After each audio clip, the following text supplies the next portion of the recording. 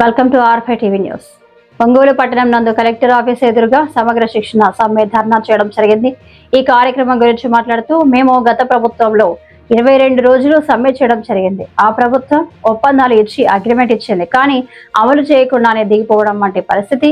ఆ సందర్భంగా ఈ కూటమి ప్రభుత్వం ఏవైతే ఉందో కూటమి పెద్దలు ఇక్కడికి వచ్చి ఆ ప్రభుత్వం వచ్చి ఖచ్చితంగా న్యాయం చేస్తామని చెప్పడం జరిగింది.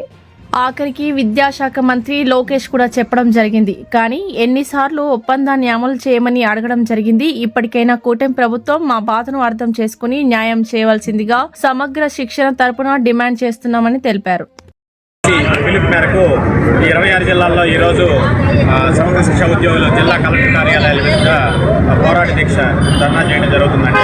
ఆ న్యాయమైన డిమాండ్లు ఏవైతే ఉన్నాయో అవి నెరవేర్చమని చెప్పని, మరియు గతంలో చేసిన సమ్మెకాల ఒప్పందాలను వెంటనే హామీలు నెరవేర్చాలని చెప్పని ఈ కార్యక్రమం చేయడం జరుగుతుంది. ఆ న్యాయమైన డిమాండ్లు హెచ్ఆర్ పాలసీని ఇంప్లిమెంట్ చేయడం, ఉద్యోగ భద్రత, ఆరోగ్య భద్రత అనే ప్రాథమిక హక్కులు హామీలు మేము నెరవేర్చుకోవడానికి కార్యక్రమం చేయడం జరుగుతుంది. ప్రభుత్వం ఏర్పడి 18 నెలల కాలం అయినా సరే ఇప్పటి వరకు మాకు ఇచ్చిన హామీల మీద ఎటువంటి చలనం లేదు కాబట్టి ఈ కార్యక్రమం చేపట్టడం జరుగుతుందండి. దీని తదుపరి డిసెంబర్ 10వ తారీఖు చలో ఎస్పీ కార్యక్రమం కూడా చేపట్టడం జరుగుతుంది.